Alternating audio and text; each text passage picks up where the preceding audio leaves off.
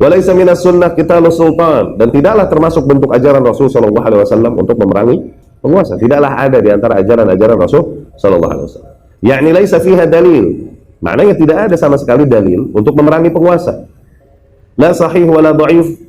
Tidak ada yang sahih, tidak ada yang dhaif dalil yang menganjurkan kita untuk memerangi penguasa.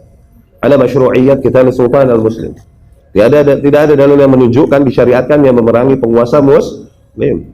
Bal fiha wa fil Qur'anil amru bi ta'ati. Bahkan justru sebaliknya, yang ada di dalam sunnah Rasul sallallahu alaihi wasallam, bahkan di dalam Al-Qur'an yang ada adalah penekanan dan perintah untuk mentaati penguasa.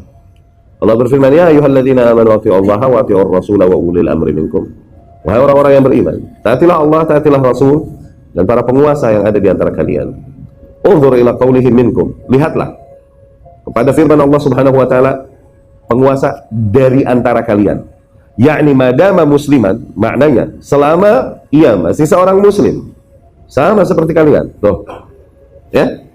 Fa innahu tajibu ta'atu. Maka wajib mentaatinya, ya. Baik. Bagaimana sekarang apabila kepala sebuah daerah non muslim? Apakah kita taati? Sebagian kaum menghalalkan pengingkaran, ya, menghalalkan, menafikan kewajiban untuk taat kepada kepala daerah karena non muslim. Yang benar gimana? Maka ada dua tahap pembahasan di sini. Tahap pembahasan pertama adalah yang dilihat jadi ibrah adalah kepala negara secara keseluruhan, dan daerah itu hanya salah satu daerah yang dikuasai kepala negara tersebut. Itu yang dilihat muslim, taati. Kalau dia memilih salah seorang di antara pekerja-pekerjanya yang menjadi perpanjangan tangannya adalah seorang non muslim, dia punya hak untuk ditaati. Tuh, paham?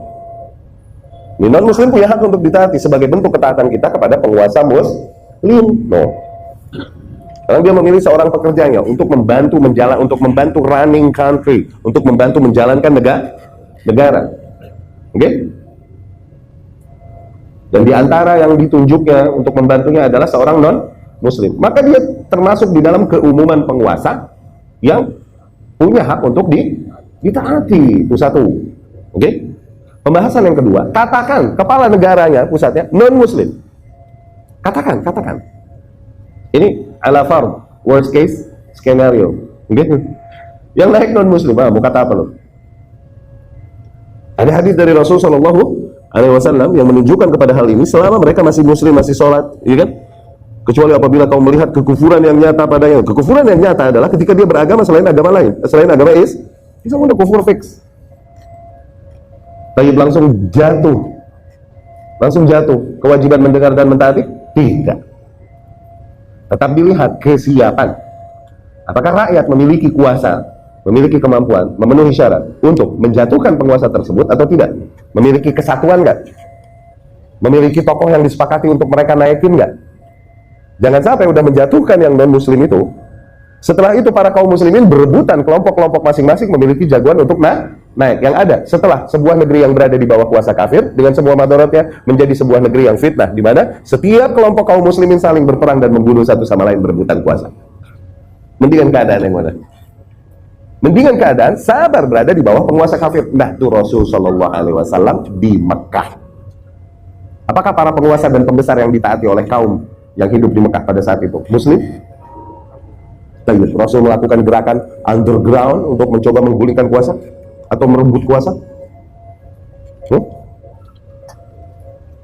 Terarahkan nggak? Rapih nggak? Kaidah kita rapih nggak bernegara? Konkret nggak gitu? Rapih banget nggak? Nggak jorok, nggak bergerak dengan semangat hawa nafsu, hadis yang mana aja dibenturkan hadis-hadis yang ada satu sama lain. Ya, ada hadis ini diterapkan dalam kondisi apa dengan semua syarat-syarat yang ada. Ya, ada hadis ini diterapkan dalam kondisi apa. Arahkan hadis-hadis dan tuntunan Rasul yang ada satu sama lain ke arahnya masing-masing sehingga nggak bentrok. Lebih jauh lagi supaya gampang, lihat aja praktek salaf awal.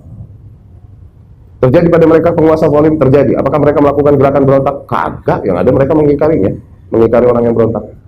Terjadi pada mereka di antara penguasa yang melakukan kekufuran, terjadi bahkan memaksakan kekufuran. memaksakan kekufuran kepada para ulama dan para rakyat, yang memaksakan Al-Quran makhluk,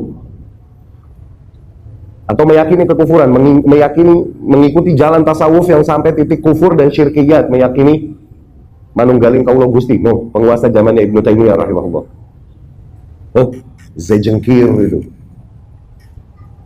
Tapi apakah para imam tersebut melakukan, tercatatkah oleh sejarah mereka melakukan gerakan atau membela para orang-orang yang melakukan pergerakan, atau diam tidak mengingkari para orang-orang yang melakukan pergerakan, atau justru tetap mengingkari orang-orang yang melakukan gerakan untuk berontak?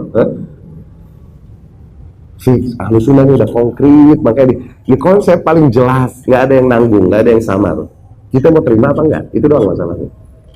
Terang nih jalan. Rasulullah SAW berkata, taraktukum 'alal bayda, aku tinggalkan kalian di atas sesuatu yang sangat putih, yakni clear, nggak foggy, sama sekali nggak berkabut. Alal mahajjah al bayda, di atas jalan atau metode konsep beragama yang clear, jelas, udah. Permasalahannya mau terima apa enggak? Udah. Kamu mau mengikuti petunjuk Rasul SAW atau mau mengikuti hawa nafsu dan arus manusia?